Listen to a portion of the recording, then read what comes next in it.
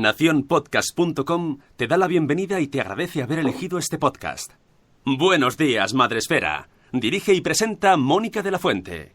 Buenos días, Madresfera. Buenos días, Madresfera.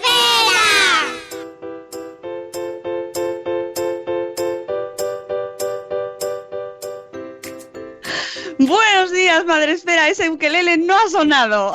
No, claro que ha sonado. He hecho la sintonía de Madresfera. Buenos días, amigos. Buenos días, bienvenidos a Buenos días, Madresfera. Estaba borrando compulsivamente tweets que han salido del programa porque no sé por qué ha salido en Bacterias con V. Y ha sido como, ¿what? Oh, madre mía, madre mía. ¡Oh, my God! Ostras, que podemos tener una horda, Gonzalo, de haters gramaticales y ortográficos, ¿sabes? Sí, pues sí. Así que corriendo he cambiado y para que esté ya con su B, porque además me mola mucho la diferencia entre virus con V y bacterias con B. Sí, es así más fácil de diferenciar. ¿Verdad? Pero yo no sé por qué nos ha troleado Spreaker y lo ha puesto con V. Ha sido Spreaker, ¿eh? Ha sido... Amigos, buenos días, bienvenidos a nuestro programa de hoy. Hoy es miércoles 17 de octubre y estamos aquí de nuevo para empezar el día de la mejor manera posible, aunque se nos haya colado la V. Si reiniciáis en el podcast ya sale con B. Nanok, le puedes dar a reiniciar y ya sale con B. Por favor, hacedlo. Yo me quedaré más tranquila. Me da el toque ortográfico. ¿Hay alguien que haya hecho un pantallazo? Porque sería maravilloso. ¿Verdad? Ostras. Esto es de Buenos días, Madresfera. Ha sido un lapsus. Bueno, pues hoy tenemos con nosotros a dos pediatras en casa para hablar de virus y bacterias. ¿Por qué? Porque todos hemos visto, bueno, todos no, los de nuestra generación hemos visto la historia del cuerpo, esto de así es el cuerpo humano. La vida es así o el cuerpo es así, es que tenía muchos nombres y en nuestra generación hemos visto a virus y bacterias pelearse y en las plaquetas que se tiraban en las paredes hacía así y hacían efecto a curar las heridas, pero tenemos un poco de desconocimiento sobre en qué consisten los virus y las bacterias y luego cuando acudimos al pediatra nos quedamos con cara de ¿qué me estás contando? ¿Verdad? ¿Verdad, Gonzalo? Sí. Así que por eso nos hemos traído a nuestros dos pediatras en casa. Dos pediatras, pero que hoy está solo uno porque Elena está descansando y le vamos a respetar su descanso. Pero ellos son dos, Elena y Gonzalo, para que nos expliquen un poquito de qué estamos hablando y así cuando acudamos a consulta ellos digan al pediatra, hagan de blogueros listillos y les digan, yo ya lo he escuchado en un podcast. Sí, estaría muy bien. Les he escuchado a estos dos pediatras. He escuchado a dos pediatras y ya me sé la diferencia, doctor. Pero antes de hablar de este tema, vamos a saludar, porque ya sabéis que aquí en Madresfera se saluda conscientemente todas las mañanas. En Facebook Live está el chat abierto, pero solo tenemos audio, no sé por qué, OBS nos ha troleado, que es el programa que usa nuestro productor Sune. Buenos días, Sune, por cierto. Buenas. Buenas. OBS nos está troleando, entonces solo veréis la imagen fija, pero nos podéis escuchar también en Facebook Live. Y tenemos en Spreaker al grueso mundial de la población que ya están saludando y nos están diciendo bolas. Buenos días, Nanok. Buenos días, Chivimundo. Buenos días, la madre del pollo. Buenos días, Judith en la burbuja. Eli de Neuras de Madre. Bebé a Mordor, que se une hoy al chat. Buenos días, Jules. Buenos días, Ichel de Cachito a Cachito. Buenos días, dos pediatras en casa que se hacen Nacho Cano y también entra en el chat, que ya, porque Dos Piedras en Casa ya lleva unos cuantos programas, ya tienes pedigrí. Para poder leer los comentarios. Ahí está. Tenemos también a Eduardo del Hierro desde el Trono del Hierro, a Aprendí de Diabetes, buenos días. Tenemos también a Antonio Poveda. Poveda, mucha atención hoy para escuchar esto del tema de los virus y las bacterias, porque el pobre lleva un año así, quejicoso el pobre y te va a venir muy bien para diferenciar y tener los conceptos claros. Tenemos también a Reinicia, a Tere de Mi Mundo con Peques, tenemos a Mamá Sin Red, hola, tenemos a Ana Espínola, buenos días, dice, ¿ves? Sabía Poveda que le iba a gustar, vais a hablar de mi día a día.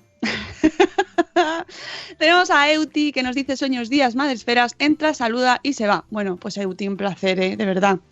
Espero la semana que viene dejar de diferirme. No os pasa nada, os queremos mucho a los diferidos también y sois mayoría en realidad. Lo que pasa es que sois la mayoría silenciosa que mantiene este programa. Tenemos también a Tere de Mi Mundo con Peques, a Eli de Pulencocó, a la señora Aquiles. Tenemos también a Bego de Una Mamá con Crohn desde Canarias, las 6:19, que tiene un meritazo que no veas levantarse para escucharnos. Tenemos a un papamago, a Sara de Ya lo decía mi abuela, a Corriendo sin zapas, los virus, qué gran tema. Cierto, por eso lo hemos traído, porque es que es muy importante. San Miguel nos dice, buenos días, hoy toca escucharos en directo. Mira qué bien, me alegro mucho. Y saludados, iremos saludando a la gente y viendo vuestras preguntas, porque como bien ha dicho Gonzalo, podéis ir haciendo comentarios y preguntas en el chat. Si buenamente puede responderlas, pues las responde. Si queda en un tema más personal, pues eso ya vuestro pediatra de cabecera les decís lo de, es que vengo de escuchar un podcast y me ha quedado una duda. Y así ya evangelizáis con el podcasting. Gonzalo, ¿tienes tos? Sí, estoy muy malo. Para mí es un catarro, pero para mis pequeños es una laringitis. Pero bueno. Ya empezamos a introduciendo conceptos. ¿Ves? Buenos días, Elvira Fernández. A ver, ¿por qué hemos traído el tema de los virus y las bacterias? Porque ya empezamos en la época otoñal, ¿verdad? Ya empieza el fresquete y ahora todos tenemos virus, pero a veces no son virus, son bacterias. Entonces necesitamos saber qué es esto, qué son los virus y las bacterias, sobre todo para ponernos en contexto. Bueno, a ver, yo creo que vamos a empezar por el principio, y es el concepto más básico de todos. Entonces, hay mucha gente que confunde infección con necesidad de antibiótico, y ese es un error muy grande. Las infecciones son las enfermedades que están provocadas por microorganismos, ¿vale? Y tenemos básicamente 4 tipos de microorganismos que pueden provocar una infección en las personas, en los humanos o en otros animales, que son las bacterias, los virus, que son los principales, y luego tenemos a los parásitos, que algunos niños también tienen parásitos, sobre todo parásitos intestinales, o los piojos, por ejemplo, y los hongos, que hay veces que también podemos tener infecciones por hongos. Pero básicamente nos tenemos que quedar con 2, con los virus y las bacterias, que son las infecciones que más frecuentemente puede tener una persona. Entonces, dependiendo de que la infección sea por un virus o sea por una bacteria, pues necesitaremos hacer unas cosas u otras, básicamente. Lo importante también es saber que la gran mayoría de esas infecciones entre virus y bacterias van a estar provocadas por virus. O sea, el virus infectan prácticamente, representan el 95% de las infecciones que puede tener un niño. Así que hay que tener eso en cuenta, porque la gran mayoría de las veces que un niño tenga una infección, lo que va a estar es provocado por un virus. Ese pequeño porcentaje del torno al 5%, dependiendo un poco de la edad, pueden estar provocadas por bacterias. Entonces, lo que vamos a hacer los pediatras, cuando un niño nos venga con signos de una infección, que ahora podemos repasar cuáles son, lo que tenemos que hacer es, yo se lo cuento a los residentes cuando estamos al hospital, lo que tenemos que hacer es separar la paja del grano. O sea, tenemos que ver al niño y decidir con lo que vemos si estamos ante una infección por un virus o estamos ante una infección por una bacteria, porque lo que vamos a hacer es tratarla de una forma diferente. Muchas veces nos va a dar igual el nombre de esta infección es por este virus o esta infección es por esta bacteria. Lo que tenemos que identificar es esta infección está provocada por una bacteria que, como está en esta localización, por ejemplo en el oído, sé que va a tratarse con este antibiótico. O esta infección está provocada por un virus, que es el que da, por ejemplo, la infección del virus del herpes del labio, y sé que lo que tengo que hacer es esperar y no hacer nada. Eso ya gusta menos, ¿verdad? Cuando te dicen, no, es que hay que esperar porque es un virus, y entonces la cara que se nos queda es como, no. Claro, es que yo sé, otra cosa que yo le digo mucho a los padres, de lo poquito que no podemos hacer los médicos, es adelantar el reloj. Entonces, yo recetaría dar a un botón y que pasaran 72 horas. Y seguramente la gran mayoría de los papás que tienen a un hijo enfermo se darían cuenta de que sus hijos ya están mejor. Lo que pasa es que eso no lo podemos hacer y tenemos que vivir con que un niño está enfermo y tiene que pasar unas horas o unos días pues con su fiebre, con sus mocos, con sus diarreas, hasta que el cuadro clínico mejora. Una representación muy gráfica de cómo son las enfermedades infecciosas en los niños es pensar que los niños tienen que pasar una montaña. Entonces, para pasar una montaña, primero hay que subirla y a veces tardamos unos días en subir hasta arriba del todo, hasta que el niño termine de estar con toda la fiebre, todos los mocos, y una vez que el niño empieza a bajar, empiezan a mejorar los síntomas. Pero para poder bajar, primero hay que terminar de subir. Y el problema es que muchas veces no sabemos cómo de alta es la montaña. Hay montañas que se pasarán en un día y hay montañas que se pasarán en 4 o 5 días. ¿Vale? Eso es una cosa importante. Me gusta mucho el ejemplo. Te veo dibujando en la consulta la montañita. Hay montañas que se suben muy empinadas y se bajan muy despacito, y luego hay montañas que se suben muy rápido y se bajan muy rápido. O sea, que tampoco os extrañéis los papás que nos estáis escuchando con que haya niños que luego estén con tos 10 o 15 días, porque eso también entra dentro de lo normal. Vale, síntomas de las infecciones que nos has contado, nos has dicho antes que lo íbamos a ver, que es muy interesante para que ahora los padres que estáis en casa, padres, madres, ubiquéis un poco. El síntoma principal de una infección siempre va a ser la fiebre. La fiebre acompaña hasta el 70% de los síntomas de las infecciones por los niños. Además, es uno de los motivos de consulta por lo que nos suelen traer los papás, ¿no? O sea, es raro que venga un niño con un catarro y que no tenga fiebre, porque normalmente es la fiebre lo que más asusta a los padres. Entonces, la fiebre es una de las cosas que más nos cuentan los padres como síntoma dentro de las infecciones. Pero no hay que asociar que el niño tenga fiebre con que necesite un antibiótico o que esa fiebre esté provocada por una bacteria, porque las infecciones por virus también provocan fiebre. Porque ya os digo, el problema es que tanto las infecciones por virus como las infecciones por bacterias muchas veces solapan los síntomas. Es decir, podemos ver los mismos síntomas en infecciones por virus que en infecciones por bacterias. Entonces, la evolución o la exploración física va a ser lo que nos haga a los médicos decidir si vuestro hijo le metemos en el cajón de las infecciones por virus o en ese cajón mucho más pequeñito de las infecciones por bacterias.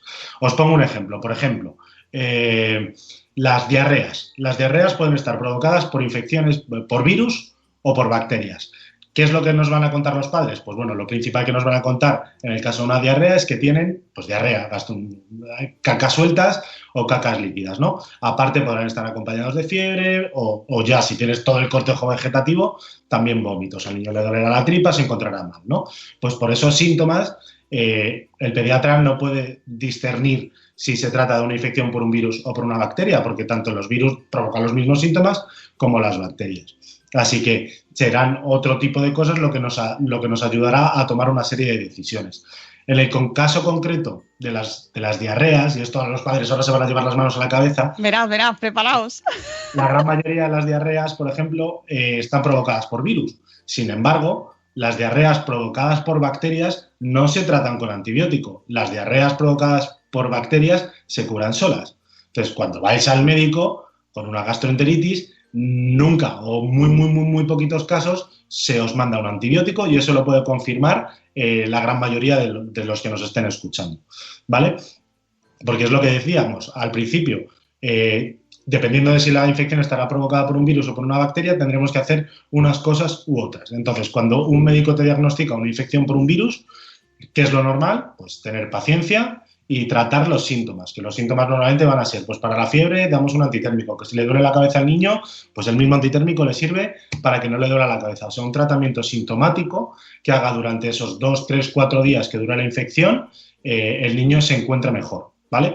¿Qué vamos a hacer con una infección con una bacteria? Pues en muchos casos, para que una infección por una bacteria se cure, lo que hay que hacer es dar antibiótico. Por ejemplo, una otitis en un niño pequeño que están provocadas por el neumococo, que es una bacteria, pues ahí lo que hay que hacer es dar un antibiótico que se llama amoxicilina.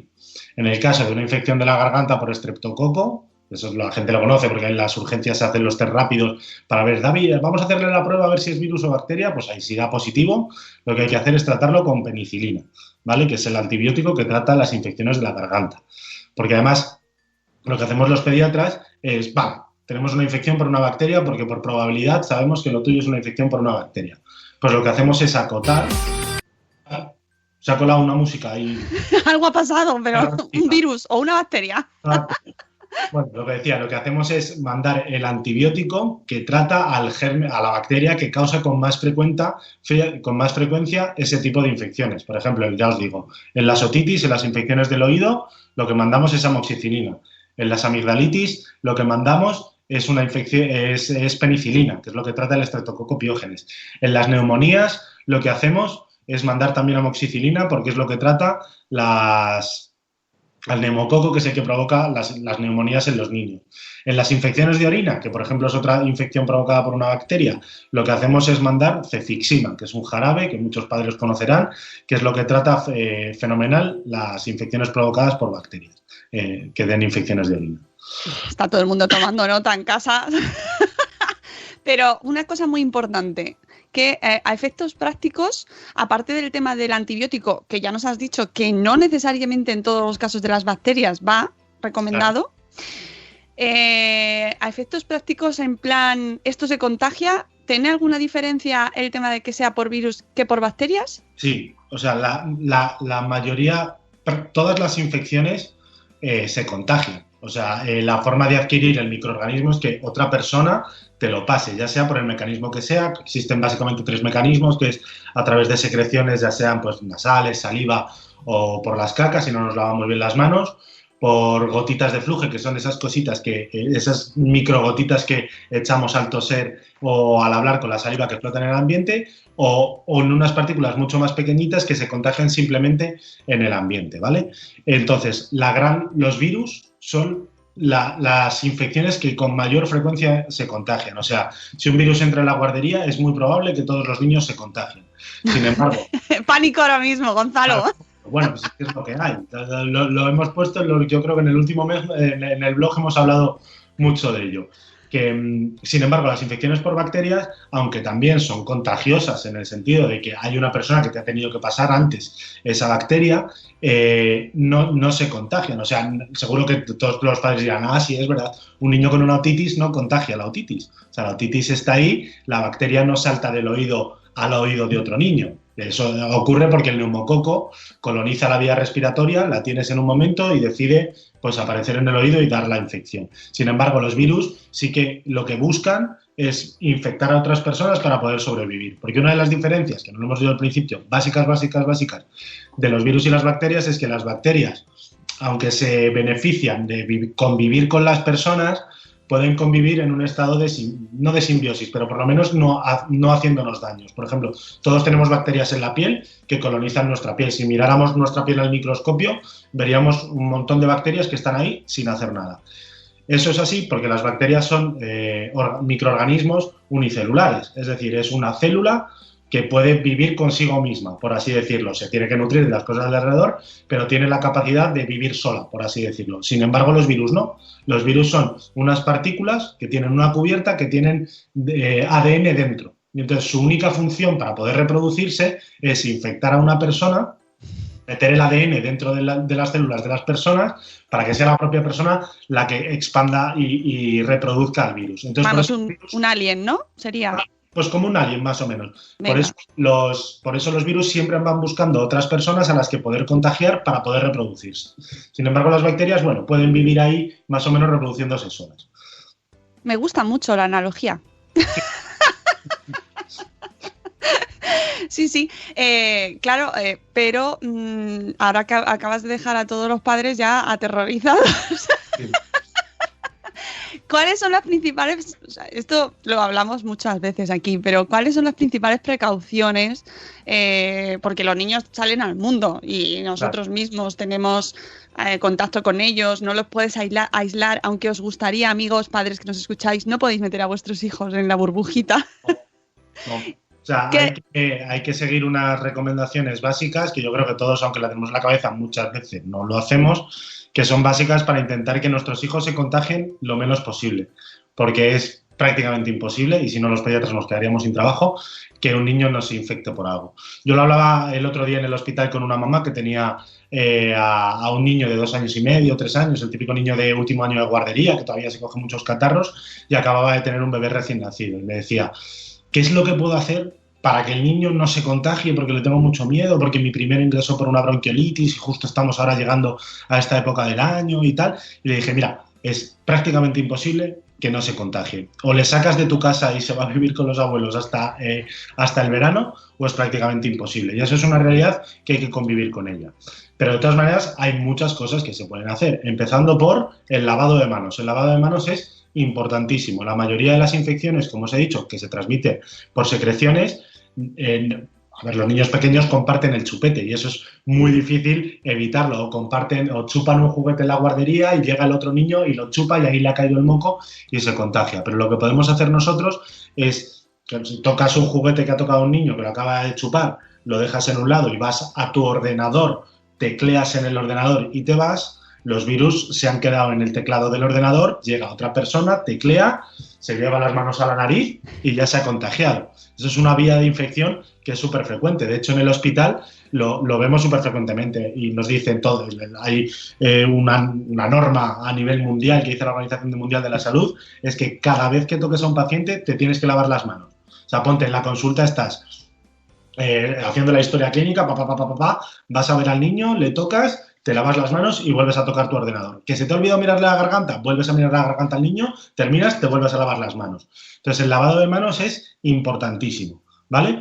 De todas maneras, que ahora estará diciendo la gente, bueno, vale, sí, el lavado de manos, fenomenal, el lavado de manos. Otra cosa muy importante por las secreciones, no sé si la gente, si luego estará en YouTube, cuando tosáis, no os tapéis la boca con la mano, porque como luego no te laves la mano y toques el picaporte de una puerta, ahí ya has dejado al virus. Lo que tenéis que hacer es taparos con el codo, porque el codo no vas abriendo puertas con el codo ni tecleas con el ordenador. Entonces es muy importante para evitar infecciones, y si se lo decís a vuestros hijos desde pequeños lo hacen, es que en vez de que todo el mundo ves por la calle que dice, ay, no tosas, ponte la mano delante, y yo, no, que se pongan el codo, porque eso previene mucho también las infecciones. Bueno, yo creo que habéis captado la cosa de todo lo que pueda tocar la nariz, la saliva del niño, lavado de manos, taparnos con el codo, y si utilizáis pañuelos, es normal utilizar pañuelos, es mucho mejor utilizar pañuelos desechables. La típica caja de la que vais cogiendo uno y va a la basura, porque al final, ¿en qué bolsillo tenía el pañuelo de mi hijo mayor y en qué bolsillo tenía el pañuelo de mi hijo pequeño? Y al final comparten mocos. Que será inevitable, pero si intentamos que sea lo menos posible, mucho mejor. También podemos tener por casa las típicas soluciones de alcohol para frotarnos las manos. Yo eso, por ejemplo, se lo digo mucho a los papás que acaban de tener un hijo, que también van a recibir visitas en casa, aunque sean de personas mayores, que no están muy enfermas, o que no te dicen que están enfermas. Les digo que la tengan 3 o 4 por casa y que cada vez que entre alguien en la casa que vaya a tocar al bebé, que aparte que no es imprescindible tocar a un recién nacido, que se laven las manos con el alcohol para intentar infectarles lo menos posible. Pues eso es lo primero. ¿Qué es lo segundo? Pues respetar los periodos de exclusión escolar de los niños en las guarderías. Esto va a dar mucho tema y es muy complicado porque no hay ninguna ley, me refiero a ley a nivel gobierno de España, que te diga estos niños pueden ir a guardería y estos no. Solo hay recomendaciones. Son recomendaciones realizadas por la mayoría de las asociaciones de pediatría, de atención primaria, y están avaladas por el Ministerio de Sanidad, pero no existe una prohibición absoluta, ¿no? Entonces sí que hay una serie de infecciones, que hay un listado en el que te dicen cuánto tiempo tiene que estar el niño sin contacto con otros niños en la guardería o en el colegio, ¿no? Lo que llamamos enfermedades de exclusión escolar, ¿vale? Por ejemplo, sabemos que la varicela, que es como la infección más típica de exclusión escolar, es desde que se diagnostica hasta que el niño, todas las manchitas están en fase de costra, ¿vale? Pues hasta que todas las manchitas están en fase de costra, el niño contagia y entonces hasta ese momento no deberíamos mandar a nuestro hijo a la guardería, y además lo decimos los pediatras. No podéis mandar a los niños a la guardería hasta que se le hayan ido todas las manchitas. Ahora la varicela casi no la vemos porque gracias a Dios hay una vacuna, pero bueno, de vez en cuando todavía vemos alguno. Las enfermedades de exclusión escolar, como la varicela, son de exclusión escolar porque conocemos cuánto tiempo contagian. Entonces sabemos que es un periodo corto, pues que viene al ser al cabo una semana. Entonces excluir a esos niños lo que hace es cortar la cadena epidemiológica de expansión del virus. Si les mandáramos antes a la guardería, pues habría otro que se lo cogería, otro que se lo cogería, otro que se lo cogería, y así al final se lo cogerían todos. Entonces es muy importante que respetéis los problemas de los periodos de exclusión escolar que os digan vuestros padres, vuestros pediatras. Hay una lista, que los pediatras la conocemos, por ejemplo, las anginas por estreptococo, las que van con antibiótico.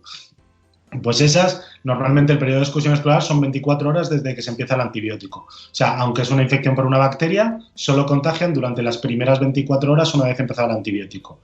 Si a las 24 horas de dar el antibiótico el niño se encuentra bien, pues le podéis mandar al colegio sin ningún problema. Luego, ayer en Twitter se lo decía un papá, yo creo que era un maestro, y decía, es que los niños no deben ir enfermos a la guardería. Y digo, yo estoy totalmente de acuerdo. Pero si los niños no pueden ir enfermos al colegio, es que entonces no van nunca, porque los niños están enfermos prácticamente siempre desde octubre hasta el verano, porque están con mocos. Y los mocos son fuente de infección porque están enfermos. A ver, no están enfermos niño metido en una cama con fiebre, pero están enfermos. Entonces, hay enfermedades que, aunque se contagian, los niños pueden ir a la guardería, porque el periodo en el que contagian es muy largo, como puede ser un catarro. Entonces, cuando el niño ya se empieza a encontrar bien, ya no tiene fiebre, le podemos mandar a la guardería. ¿Que seguramente el niño al lado va a acabar con los mocos? Pues sí, pero es que es inevitable, porque van a estar con mocos 2-3 semanas y luego van a ir empalmando uno con otro. Entonces, o cerramos las guarderías, que no es el objetivo, obviamente, o sería imposible que todos los niños fueran a la guardería sin... Ya, esto es un problemón y mira, lo dicen en el chat de Elvira, porque claro, se nos complica con la conciliación a todos. Sobre todo que es un problema que no es médico, es un problema que es social y que Exacto. es político. Entonces, los pediatras, que también somos padres, damos nuestras recomendaciones. Yo nunca le diré a un padre, dale Dalsi al niño y llévatelo con fiebre a la guardería, porque no es lo que hay que hacer. Ahora, como padre, lo comprendo. No lo comparto. Yo y mi mujer, que somos pediatras, que trabajamos mañanas, tardes, hacemos un encaje de bolillos con los horarios, pues buscamos la mejor conciliación para que nuestros hijos cuando estén enfermos se queden en casa. Ya no solo por la conciliación, porque ningún niño con fiebre quiere ir a la guardería. O sea, lo que quiere es estar en su casa descansando. Igual que querríamos nosotros no ir a trabajar cuando estamos enfermos. Y la mayoría de los que podemos, cuando estamos enfermos, pues nos cogemos una baja. Es un tema, como bien dices, muy difícil y que prefiero no meterme más porque es un jardín. No, pues es que realmente tiene difícil solución. Es muy difícil. Vemos constantemente a padres en urgencias que molesta un poco, pero en el fondo cuando tienes hijos les comprendes, que vienen a urgencias diciendo, oye, ¿me puedes dar un certificado para que diga que yo he venido con el niño al médico para que en el trabajo tal? Pues como padre lo entiendes, obviamente esa persona tiene que justificar que ha faltado al trabajo, pero claro, luego piensas en el jefe que está en esa oficina y dices, pero qué tío más cabrito, que no tendrá hijos, que nunca se le han puesto enfermos o que tiene la vida solucionada de otra manera, que no entiende que tiene empleados con hijos y que hay que hacer un esfuerzo en que todos conciliemos. Así que bueno, pero no llevéis a vuestros hijos enfermos a la guardería, que lo agradecerán los niños y no contagiarán. Enfermos me refiero a cuando se encuentran malitos, ¿vale? Claro, sí, sigue. Ya sí que va a estallar la cabeza de las personas. Hay una enfermedad que todos conocerán, todos los padres de conocería conocen, que es la enfermedad por pie, mano, boca. ¿Vale? Hombre, sí, tenemos un dossier en Salud Esfera con boticonsejos sobre ese tema. Un post en el blog, que además las fotos que están es las de nuestro hijo. ¡Ay! Es una de las infecciones más frecuentes en la guardería. Está provocada por varios virus, no es solo un virus en concreto, son virus de una familia que los mismos síntomas, que son esas manchitas que salen alrededor de la boca, de las manos y de los pies. Y hubo alguien muy, muy inteligente que le puso ese gran nombre que es enfermedad del pie, mano, boca, porque las manchitas salen en los pies, en la mano y en la boca, ¿vale? Es muy lista esa persona que lo puso. Aparte, pueden dar fiebre, pueden dar un poco de moco, alguna diarrea y que los niños se encuentren regular, ¿no? Pues la enfermedad pie, mano, boca no es una enfermedad de exclusión escolar. Los niños con un pie, mano, boca pueden ir a la guardería. A lo mejor el primero o segundo día, cuando a los niños les pican mucho las manos, que se están frotando las manos contra las paredes o tienen fiebre, hay que dejarles en casa. Pero no hay que esperar a que se les vayan las manchitas para ir a la guardería. Y muchos dirán, pero si a mí siempre me dijeron que el niño hasta que no estuviera bien no fuera. Pues eso es porque la mayoría de los maestros o la gente que trabaja en una guardería no conoce la enfermedad pie, mano, boca bien. La enfermedad pie, mano, boca la contagian los niños por las cacas durante varios meses. O sea que aunque tú esperaras a que el niño se le pasaran las manchitas de los pies y de las manos, el niño podría estar 1 o 2 meses excretando en las heces el virus. El niño se toca el culillo porque le pica a los 2 o 3 meses, toca el juguete del de al lado y acaba contagiando. Y por eso el pie, mano, boca es una enfermedad que el 100%, el 99% de los niños de una guardería se lo cogen. Así que... Esa es como muy actual, ¿no? Porque yo, antes no la escuchaba. ¿Se ha encontrado recientemente o...? Desde que estudio la carrera en pediatría la conozco. O sea, el principal virus que da el pie, mano, boca existe de siempre. A lo mejor nuestros padres lo llamaban de otra forma, que eso puede ser. O sea, por ejemplo, hay el pie, mano, boca, hay gente que lo llama fiebre aftosa humana, que es un nombre horrible, que asusta todavía muchísimo. Pero bueno, yo creo que la gran mayoría de la gente lo llama el pie, mano, boca. También, ahora dudo, no sé si es Prefiero no decirlo. No sé si es quinta o sexta enfermedad, pero vamos, que es lo mismo. El pie, mano, boca, que es como lo conoce todo el mundo. Qué bien, esto está fantástico para la gente que tiene aprensión con las enfermedades y de sus hijos y tal. Este programa les está encantando, se lo están pasando pipa, Gonzalo. Pero bueno, hay que dar un mensaje de tranquilidad. Y además una cosa muy importante, que hay que vacunar. ¿Para qué? Mira, ese es otro consejo que yo no he dicho para evitar que nuestros hijos se enfermen en las guarderías y se contagien. Si os repasáis de qué se vacunan los niños, hay enfermedades que se vacunan que son de bacterias, como son la vacuna por el meningococo, que ahora hay varias, la vacuna por el neumococo, que ahora está en calendario oficial y financiado de la Seguridad Social. Cuando yo entré a hacer la residencia hace 11, 12 años, no estaba. Y cuando hacíamos, decía, ¿lleva las vacunas? Sí. Y aparte le ha puesto, no voy a decir el nombre comercial porque todos lo conocemos, la vacuna del neumococo. Pues sí o no. Pero ahora todo el mundo está vacunado. Pues hay enfermedades por el meningococo, el neumococo, la polio, que es otra enfermedad por bacterias, el hemófilus, que también es otra enfermedad por bacterias que se vacuna. Y luego muchas enfermedades por virus son vacunables. Por ejemplo, la varicela, el rotavirus, que es el virus que más frecuentemente provoca diarrea que genera ingresos. O sea, el rotavirus en España, ahora hablamos un poquito de él, es importante porque genera mucha patología. ¿Qué otras enfermedades por virus se pueden vacunar?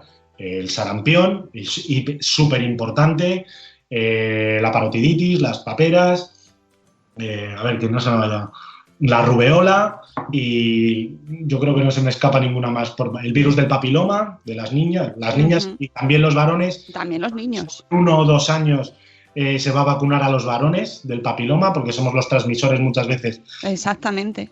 Y entonces, si no queréis que vuestros hijos se cojan ciertas enfermedades por virus o por bacterias, lo que tenéis que hacer es vacunarles, porque claro, si un niño no vacunado va a la guardería o al colegio, se expone a que entre en contacto con ese virus y caiga enfermo, a diferencia de a lo mejor otro niño que está vacunado, que lo que hace el virus es rebota y no se infecta. Tu culo explota, como dicen. Perdón, pero es que entre tanto virus y bacterias de repente necesitamos echar un poco ahí de humor.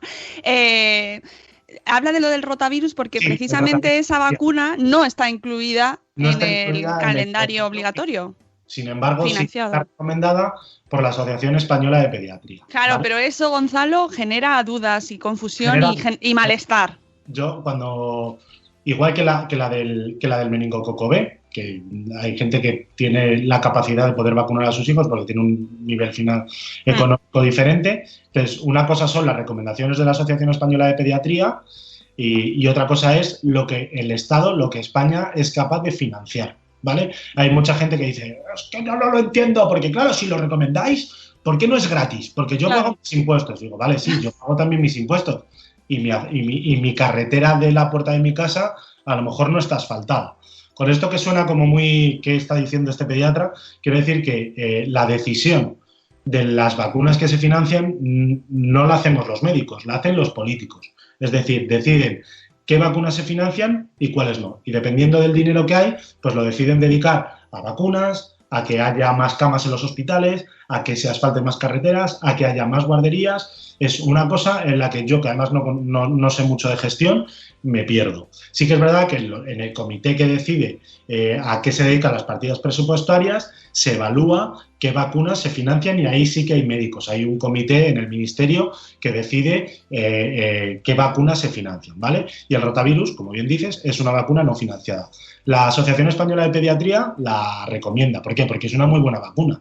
Como te he dicho, el rotavirus es el virus que más frecuentemente provoca diarrea que genera ingreso, ¿vale? Ingreso hospitalario. Es decir, un niño que se coge un virus y que le provoca una diarrea, un virus cualquiera, sin nombre, pues bueno, tendrá sus cacas sueltas, sus vómitos, su fiebre, pero seguramente lo pasará en casa. Sin embargo, si se coge un rotavirus, es con mucha más probabilidad, va a tener que ir al hospital porque vomita tanto que no consigue tomar líquidos o tiene tanta diarrea que no es capaz de beber tan rápido líquidos para mantenerse hidratado, y muchos de esos niños, sobre todo si son pequeños, acaban con un suero puesto, ¿vale?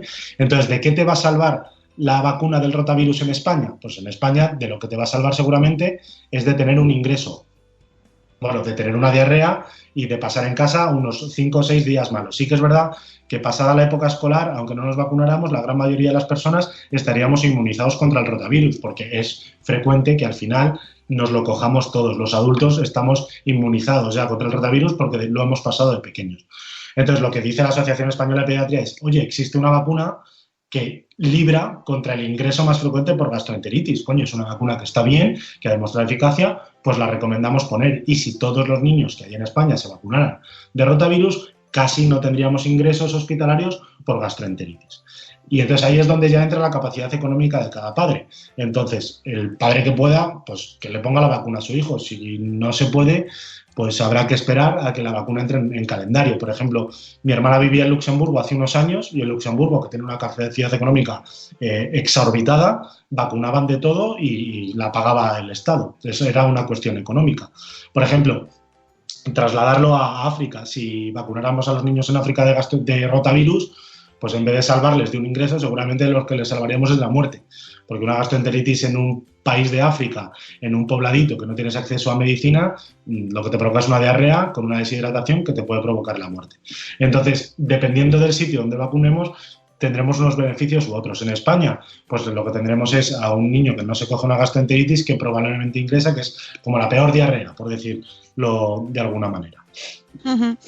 Nos están preguntando, ya son -10, ¿cómo pasa el tiempo contigo, Gonzalo? De verdad. Nos están preguntando Aprendí de Diabetes Sí.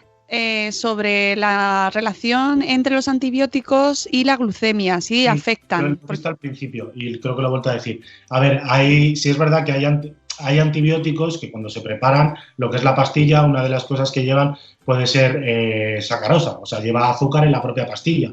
Pues a veces para que sepa un poco mejor, o bueno, es el excipiente, ¿no? O sea, es todo lo que configura la pastilla para que te la puedas tragar, porque no todo es medicina. Eso puede modificar la glucemia al tomártela, pero no los antibióticos, la gran mayoría, no existe un mecanismo que luego lo que es amoxicilina, lo que es tal, modifique la glucemia. De hecho, yo cuando veo a los niños en urgencias diabéticos que les mandas un antibiótico, no les dices, como te estás tomando este antibiótico, tienes que contar media ración más para ponerte no sé cuánta dosis más de insulina. No, lo que pasa es que cuando tienes una infección, tu cuerpo hace resistencia a la insulina y normalmente necesitas más insulina para no estar alto mientras estás pasando una infección. Y esto, si el que lo pregunte es una persona diabética, lo sabrá, que muchas veces te coges una faringitis, empiezas con fiebre y tus controles de glucemia empiezan a estar altos. Y dices, ostras, me tengo que poner más insulina mientras paso la infección. Luego preguntaban también el tema de la relación del frío, que esto ya lo hemos hablado, pero vuelve a surgir porque hace falta decirlo más. La relación del frío con los catarros, si claro, está directamente relacionado. Sí está, sí y no. O sea, quiero decir, si tú te vas a Alaska, tú solo, a un sitio perdido, a dar un paseo, aunque haga mucho frío, no te contagias de nada, porque no hay nadie que te lo pueda contagiar. ¿Vale? Sí que es verdad que como hace frío, eso es una agresión para la nariz y moquearás un poco, pero en cuanto te metas luego en tu caseta de Alaska, los mocos se te pasarán, ¿vale? ¿Qué pasa en España cuando llega el frío? Pues que la mayoría de las infecciones por virus, cuando circulan, son en invierno. En invierno es cuando circulan las infecciones por virus. Ahora, en 15 días va a empezar la epidemia por VRS, que es la que provoca bronquiolitis. Cuando lleguen Navidades, más o menos, ya, hay que hacer un podcast de bronquiolitis. Que lo haremos. Que además es mi tesis doctoral, con lo cual... ¡Oh! Bueno, pues nada, hay que poner fecha y ya sabéis, chicos, bronquiolitis.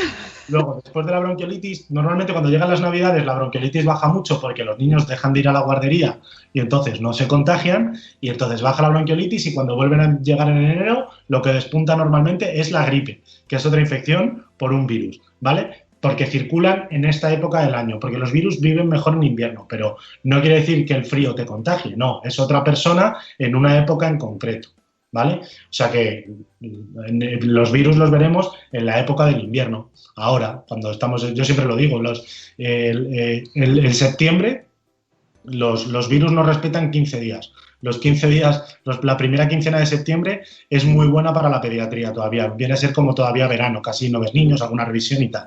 Pero a partir del 15 de septiembre, que ya llevan una semana en la guardería, en el colegio, los niños empiezan con las velas y ahí hasta mayo con los mocos. Oye, ¿y vacuna de la gripe?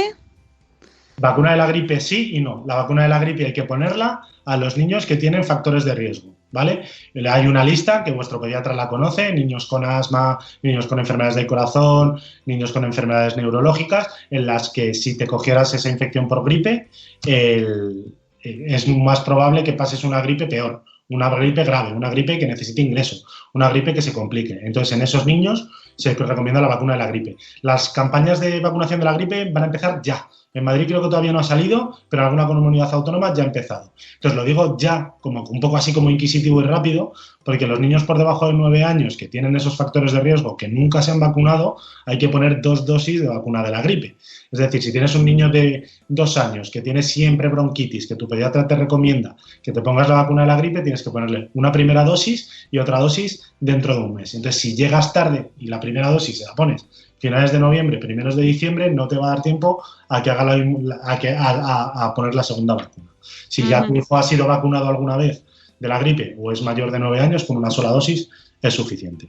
En los centros de salud hay campañas ahora intensivas y empiezan a explicar todos la persona que se tiene que vacunar, persona de riesgo, o sea que atentos. Sí, ya no solo los niños, también los adultos. Yo me vacuno porque soy médico y el personal sanitario hay recomendación para poner la vacuna. Pero los adultos que tienen también asma, enfermedades del corazón, enfermedades inmunológicas, reumatológicas, todas esas personas hay que vacunarse. Y una cosa muy importante, si tienes en casa a alguien que tiene que puede padecer una gripe grave, se debería vacunar toda la familia, no solo la persona que tiene el sino que tú también, si tú te vacunas, ya no vas a poder contagiar a tu persona enferma. Pongo un ejemplo muy fácil. Si por desgracia tienes un hijo con cáncer, tienes un hijo con leucemia, como padre te tienes que vacunar porque no puedes permitirte el lujo de cogerte la gripe y contagiársela a tu hijo con cáncer, porque si tiene una gripe, un niño con una leucemia va a tener una gripe muy grave. Así que todas las personas que tengan niños con factores de riesgo para tener infecciones por gripe grave nos debemos de vacunar. Y otro grupo que no se me olvide son las embarazadas. Las embarazadas están dentro del cajón de las personas que pueden tener una gripe grave. Así que si hay alguien que nos está escuchando que está embarazada, ahora que viene la campaña de gripe, hay que vacunarse de la gripe. ¿Pero en el primer trimestre o en cualquiera? Muy bien. Es verdad que en el primer trimestre la efectividad es menor y se recomienda que sea mejor en el segundo. Pero lo que dice la recomendación es vacunar de la gripe a las embarazadas cuando ocurra la campaña de vacunación en cualquier trimestre del embarazo. Pues si justo ahora estás en el primer trimestre, te vas a vacunar ahora, porque vas a estar en el segundo trimestre cuando puede. Oye, está la gente muy ahí debatiendo mucho sobre el tema de ir descalzos, de si provoca enfriamiento, o sea, catarro, ir descalzo. No, lo mismo digo, si tú te vas a una casa en la que no hay ningún virus circulando descalzo, no te contagias de nada. Pues te enfriará, pero vamos, que los catarros no entran por los pies, entran por la nariz, que es lo que hemos dicho al principio. Y muy importante lo de que los mocos no bajan al pecho, me gusta mucho lo de los mocos no bajan ni suben. De eso hablaremos el día de la bronquiolitis, ni bajan ni suben. Porque eso es un concepto que a veces, yo siempre lo digo, es como lo de alternar, que los pediatras lo explicamos mal, lo hemos puesto un nombre, no, es que ya está en el pecho, entonces da la sensación de que el moco gotea por la garganta y baja, sí. No es así. Entonces eso ya lo explicaremos. Tenemos una entrevista con Fernando Fabiani, que si no lo has oído, Gonzalo, te la recomiendo porque es maravilloso, Fernando, y lo explica muy bien con lo del ascensor. Los mocos, el catarro no es un ascensor.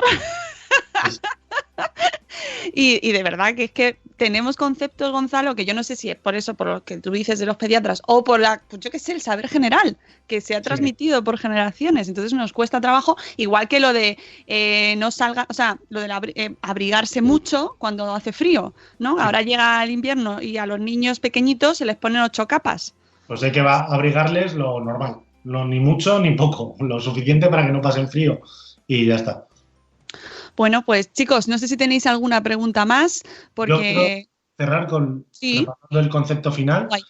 Cuando vayáis a vuestros pediatras, porque vuestros hijos tienen fiebre o están enfermos, lo que va a hacer es explorarles y haceros una historia para intentar averiguar si la infección que tienen está provocada por virus o por bacterias. Si está provocada por virus, os dirá la mítica frase que a muchos padres les fastidia que se la digamos, es, nada, esto es un virus. Pues sí, esto es un virus y hay que esperar y tener paciencia. Y si en 4 o 5 días el niño sigue con fiebre, hay que volver a verlo. En ese caso, lo que hay que hacer es tomar un tratamiento sintomático para que el niño se encuentre mejor mientras lo pasa. En el caso de que sea una infección por una bacteria, pues lo habitual es que diga, es una infección provocada por una bacteria del pulmón, que es una neumonía, le ponen nombre a la enfermedad que tiene y hay que tomar este antibiótico. Es una enfermedad por una bacteria de la garganta, es una faringitis por estreptococo y lo que hay que hacer es darle este antibiótico. Es una infección por una infección de orina y entonces hay que darle este antibiótico. O sea que dependiendo de una cosa u otra, os mandarán un tratamiento u otro. No hemos repasado al final, porque luego mucha gente va a decir, no, es que al final me decían que al principio era un virus, pero al final era una bacteria. No, un concepto que no lo hemos repasado y es muy interesante. Las enfermedades de los niños, y aquí esto me lo enseñó cuando era residente mi queridísimo Alberto García Salido, son películas. Y lo que pasa es que hay veces que solo estás viendo el principio de la película cuando te traen al niño. Y entonces tú ves fiebre, tos y mocos. Y eso puede ser al principio un catarro provocado por un virus o una neumonía provocado por una bacteria. Entonces hay veces que hay que dejar correr la película para ver lo que ocurre después. O sea, tú con un niño con 1 hora de fiebre no vas a saber si es un virus o una bacteria. Eso es así. Entonces, a veces hay que dejar pasar 24, 48 horas para que hagan foco, como decimos muchas veces los pediatras, para ver si no es un virus y es otra cosa. Y entonces, por eso la revisión de los niños, que no se les termina de ir la fiebre, es muy importante, porque esa fiebre, tos y mocos, que parecía un catarro al principio, a los 2 o 3 días le vuelves a auscultar, ya oyes ruidos en el pecho y dices, es una neumonía. No es que es un catarro que se ha convertido en una neumonía, no. Era una neumonía desde el principio que todavía no hacía ruidos en el pecho. Y entonces por eso hay que dejar correr la película para ver si esa película, que al principio parecía una película de una comedia, al final acaba siendo una película de terror. O al revés, piensas que es una película horrible y al final, no, pues mira, al final han sido unas manchitas y es un virus. Lo de la película de terror nos va a dejar a todos fenomenal. Oye, vamos a terminar con una canción que tenemos, la última propuesta que tenemos para la canción de las 8. Gonzalo, no hemos recibido tu propuesta con ukelele.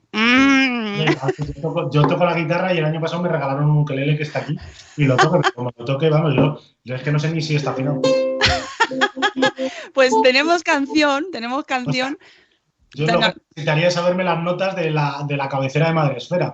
Bueno, luego te lo paso. Claro, si se esperan los acordes, lo traslado al ukelele, pero claro.